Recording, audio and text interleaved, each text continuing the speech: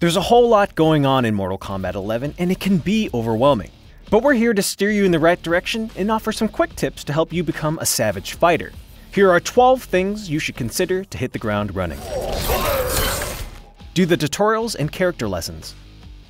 NetherRealm Studios has gone the extra mile by making sure fighting game beginners and veterans alike can efficiently learn the ins and outs of MK11. Thanks to a robust tutorial, not only will you learn about the different strategies for certain situations of a match, but it'll also walk you through the more complex fighting game mechanics like the frame data of movesets, zoning, escaping pressure, and a whole lot more. Study move list data. Beyond the tutorial itself, each character's inputs for special moves and combos are available in the move list with all the frame data and damage numbers included. This helps pull the curtain on information traditionally dug up by more seasoned players, like startup speed, recovery time, and frame disadvantages when blocked. All that information is readily available in menus for every single character's moves. Don't waste your Fatal Blow. MK11 has a new comeback mechanic called the Fatal Blow. When you're down 30% health or less, you're granted the opportunity to perform a fatal blow by pressing both triggers simultaneously. Character animations will vary, but if you can land it, the fight will transition to a quick cinematic-style combo that deals significant damage. You're only allowed to land one per match, so use it wisely, and don't waste it on the first round if you don't think you can realistically make a comeback. Fatal blows can also be blocked, so consider using it in a combo for a guaranteed hit. Make use of the offensive and defensive meters. Most fighting games have you building up a meter in order to unleash special attacks, but MK11 does things a bit differently by giving you two separate meters for offense and defense. You start each fight with them full and they automatically replenish at a fixed rate. Amplifying certain attacks expends the offensive meter, which results in extra damage, additional hits, or the opportunity to extend combos. Performing breakaways for defense will let you escape juggles and get back up faster with a window of invulnerability. Put together some combo strings. To maximize your damage output, you'll want to learn how to create combo strings. It's routine for most fighting games, and MK11 equips you with the knowledge needed to experiment yourself. Mechanics like launch attacks to set up juggling combos, stun attacks to make opponents vulnerable, and amplified attacks to create windows for extended combos are the keys to better combos. As detailed as the tutorial is, it won't spell out combo strings for you, but it does give you the tools necessary for executing advanced combos. Customize character variations to your liking. MK11 features more customization options than previous games. You can pick out your favorite special moves, pieces of gear, and stat-changing augments to create your own variations for characters. This allows you to get creative and combine different elements of a character's moveset, but also tweak how they behave in AI fights. Cosmetics aren't tied to stat changes like Injustice 2, so you can put all that gear you've gathered to use and make fighters look the way you want.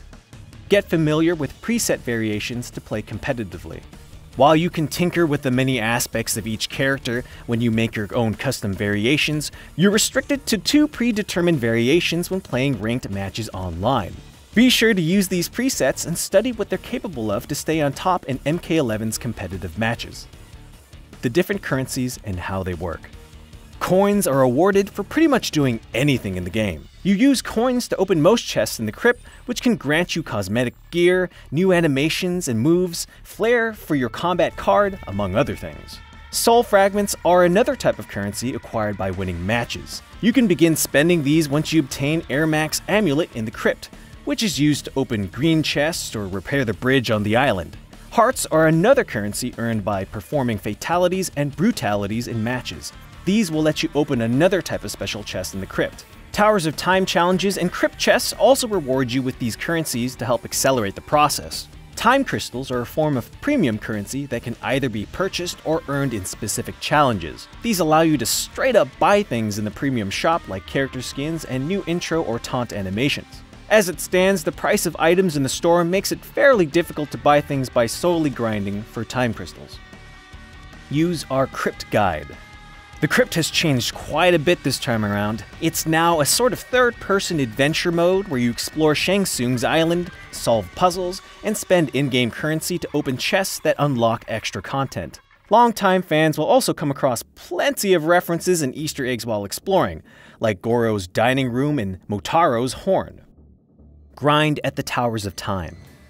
At the end of the day, the Towers of Time is the most efficient place to grind for currency and obtain gear. Towers consist of a series of fights with specific, sometimes wacky conditions and modifiers you won't see anywhere else in the game. For example, you might have to win 2 rounds in a match while your opponent only needs to win 1, or missiles will randomly shoot at you throughout the match and deal unblockable damage. Modifiers widely vary, some of which might be frustrating to deal with. This is also where you use consumables, which are a variety of stat boosts or attacks you can summon to give you an edge, or even the playing field in the more challenging towers. If you find the Towers of Time to be more on the frustrating side, then we suggest sending in an AI ally to do the fighting for you. Daily challenges are another way to get currency. When you pull up your combat card in the main menu, you can see a set of daily challenges on the left. So far, these have been fairly simple tasks like winning a certain number of matches with a specific character regardless of difficulty and opponent type. Completing these challenges rewards you with in-game currency, like a decent chunk of coins. Story mode is great and gets you a good amount of coins. Do it.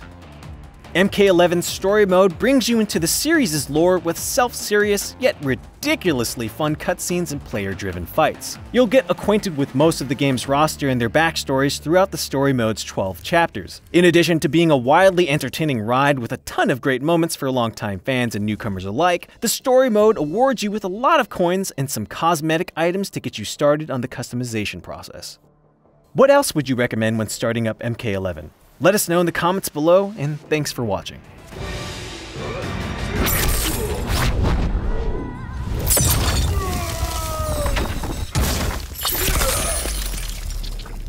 Fatality.